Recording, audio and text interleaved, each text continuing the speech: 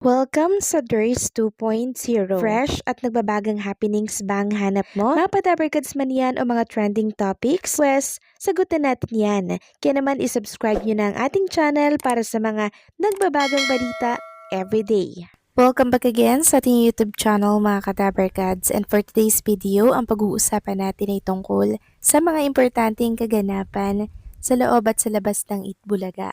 So kahapon, sobrang pinag-usapan po ang Summer Olympics ng Itbulaga. Bukod sa super saya, pwede pa kayong manalo kahit nasaan pa kayong panig ng ating bansa. At alam nyo ba na sobrang tumatak lang naman sa mga televiewers ang naging ganap ni Ian Red sa Summer Olympics. Bukod nga po sa pagkakatanggal lang naman ng kanyang piloka, tawang-tawa din po ang mga Itbulaga studio audience at ang EB host mismo. At tuluyan pa nga po itong tinanggal ni Boss Joey De Leon kaya walang nagawa si Ian Red. Pero ang kagandahan dito, kahit na ganun pong nangyari, sports lang si Ian Red at hindi po napipikon. Kaya nga siya ay nagustuhan po ng husto ng TVJ.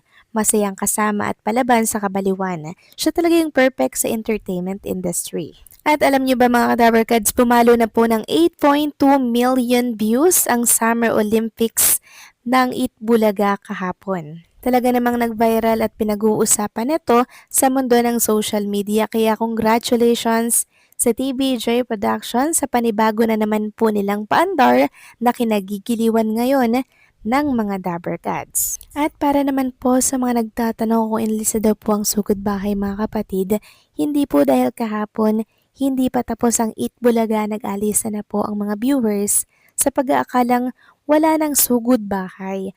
Meron po, at kahit nasa studio ang mga Dabarkads natin, namigay sila ng papremyo through caller po yan. Kung ano po yung ginagawa sa sugod bahay mga kapatid, yun din po yung ginawa nila kahapon. Namigay pa rin sila ng 30,000 pesos, 30,000 plus mga regalo. Ito po ay ginawa ng Itbulaga upang maiwasan po ang heat stroke. Tumataas na naman po kasi ang heat index. Kaya naman kahit nasa studio lamang po ng Itbulaga, meron pa din pong nananalo. Kaya nga po ito ay tinawag ni Bossing Vic Soto na nationwide ang pagsugod. So ibabalik din po nila yung mismong sugod barangay sa oras po na bumaba na po yung heat index mga kadabarkads. Kasi nag-iingat lamang po ang TVJ Production para din po yan sa kapakanan ng mga Dabarkads natin sa barangay. At para naman po sa nagsasabing may cost cutting daw ang Itbulaga, dyan po sila nagkakamali. Sabi kasi ng ilang mga bashers, ganyan din ang nangyari, nasa GMA 7 pa sila na wala muna ang sugod bahay sa barangay. Yun pala, meron ng cost cutting sa tape at TVJ. Wag naman sanang ganun ulit. Sabi pa ng isa, mga tangang panatiko lang ang hindi nakakahalata na dinadaan na sa pagtitipid ng EV, kaya wala mo ng sugod bahay at walang premyo pag natalo sa Age is Right. Tipid-tipid sa EV-TVJ.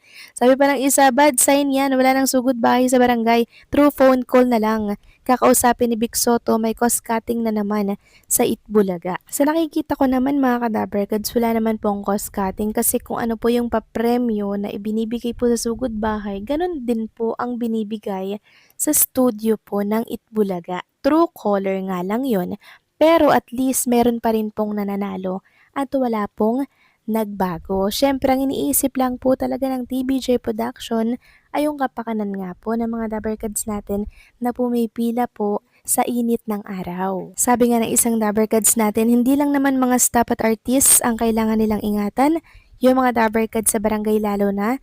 Sobrang init ng panahon, pag may inatake or na heat stroke, sisisihin mo na naman ang mga taga-TVJ at Itbulaga.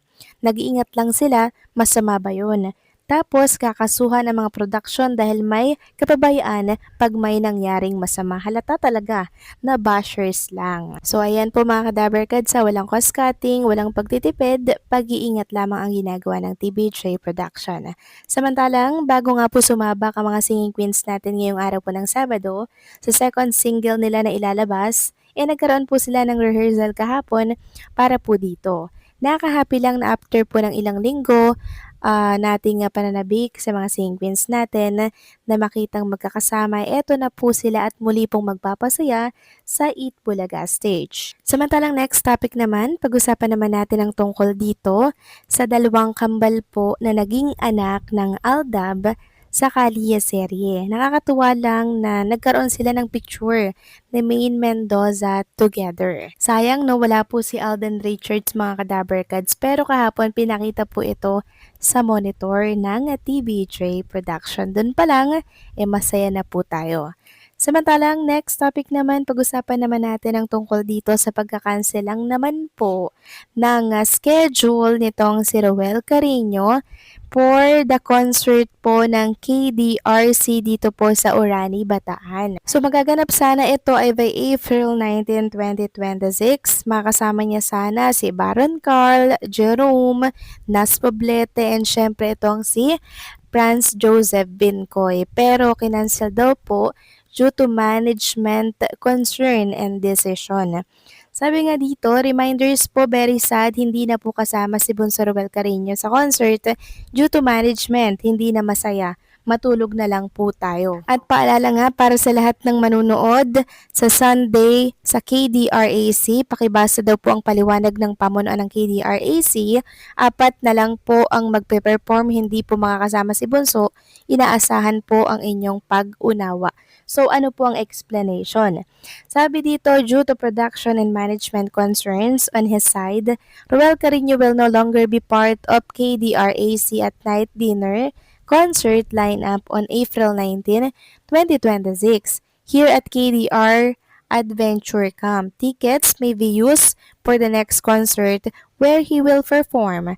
Thank you for your understanding. So alam naman natin mga Kadaberkads, diba, na may kontrata po si Roel Carreño sa TVJ Production. Alam naman natin na talaga namang meron po silang pakialam sa mga gagawin po ni Roel Carreño. Pero ang kagandahan dito mga Kadaberkads, yung ticket daw po na binili ninyo, lalo na kung nakabili po kayo, magagamit nyo ito sa next concert where he will perform. Ibig sabihin, pwede pang makapag-perform si Roel Carreño dito sa KDR Adventure Camp. Pero yung April 19 talaga ay hindi po siya pinayagan ng management. So hindi ko alam ang rason mga Kadaberkads, pero makakapag-perform pa naman po siya. Itong date lang na to ang komplikado sa hindi natin alam na dahilan dahil bukas, 'di ba, araw po ng linggo wala naman pong Itbulaga, 'di ba? Kaya free na free sana si Roel Carreño dito.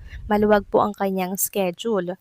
Pero hindi natin alam kung ano ba yung dahilan, bakit kaya kinancel po due to production and management concerns. So, bakit kaya, no? So, yan po yung malalaman natin sa mga susunod po na kabanata. Samantalang next topic naman, pag-usapan naman natin ang tungkol dito sa ganap kay Jerome Ibardome. So, nakabanding at nakasama niya po ang Geromantics Global Chapter Pampanga.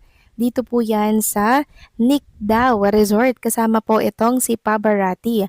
Sabi nga po ng isang Geromantics, tubos ang pasasalamat niya, sobrang saya ng Geromantics Global Chapter Pampanga. The best ka-idol, number 1 ka sa puso namin, mga Geromantics Pampanga Chapter. Huwag kang magbabago, mag-ingat ka palagi. Always pray ako para sa iyo magandang kinabukasan na parating sa buhay mo. Malayo ang mararating mo anak, gabayan ka palagi ni Lord. God bless always. So yun naman po ang ilang ganap kay Jerome Ibardome mga Kadaberkat. So paano hanggang dito na lamang po ang update natin. Maraming salamat sa patuloy po na pagsuporta.